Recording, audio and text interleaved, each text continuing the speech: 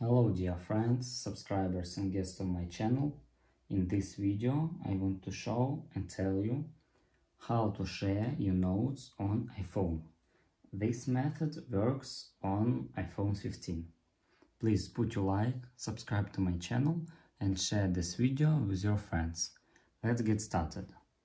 First we need to go to Notes. After that we need to create a new note, for example, and click Done. After that we need to click on this button and here we must choose Send Copy. After that click on this guy if you want to share your note with him.